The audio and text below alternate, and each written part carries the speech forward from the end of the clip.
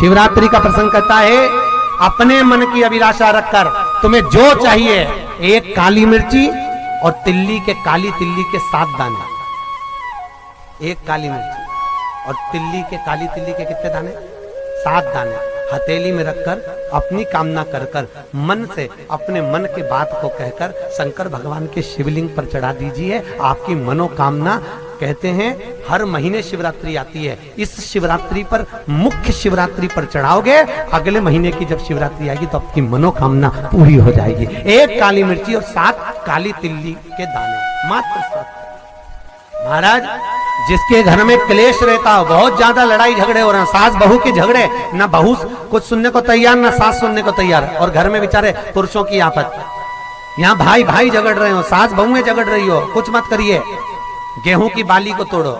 गेहूं की बाली जानते ना, जिसमें आप लोग तो गेहूं की बाली को तोड़ना है, और बाली 7 बाली तोड़कर अपने घर में घुमाकर अपने घर का नाम और गोत्र बोलकर उसको शंकर को समर्पित कर दीजिए। जिंदगी में कभी सास बहू का झगड़ा नहीं होगा महाराज। शिवरात्रि के दिन उसको समर्पित करिए, आपके घर में कभी क्लेश नहीं मच सकता। और शिवरात्रि के दिन रात्रि को 12 बजे शंकर भगवान पर एक धतूरा चढ़ा दो। क्या चढ़ाना है? जम के बोलिए जरा। धतूरा। ये शंकर भगवान को धतूरा चढ़ा दो। 12 बजे रात्रि को शिव जी पे धतूरा चढ़ाओ। आधे घंटे तक धतूरा चढ़े रहने दो और आप श्री शिवाय नमस्तुभ्यम का जाप करो। जिस शंकर जी पे धतूरा चढ़ाए उस मंदिर के बाहर बैठकर कौन सा मंत्र जपना है? श्री शिवाय नमस्तुभ्यम। फिर से बोलो, श्री शिवाय नमस्तुभ्यम। धतूरा चढ़ाकर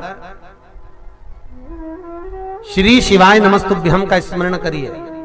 और जो दुकान नहीं चलती हो, घर में लक्ष्मी नहीं टिकती हो, खेत में फसल अच्छी नहीं आती हो, संपदा नहीं आ रही हो, बस ध्यान। इसके ऊपर जो कलश है, कलश में जो पानी भरा जाता है, वो पानी जो बूंद बूंद नीचे गिरता है, ये शंकर भगवान की 5 लड़कियों का स्थान है। जया, विषहरा, सामरीबारी, धोतली और देव, ये 5 लड़कियों का स्थान है।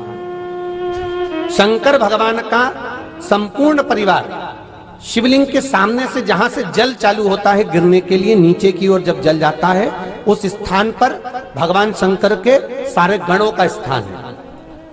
फिर जब जल बहकर सामने की ओर जाता है, जितनी दूर तक जल जाता है उतनी दूर तक भगवान शंकर के उस जल भाग को ग्रहण करने के लिए 33 कोटि देवताओं का स्थान है। इसलिए उस जल को हम लांघते नहीं है, क्योंकि वहां 33 कोटि देवता विराजमान रहते हैं महाराज।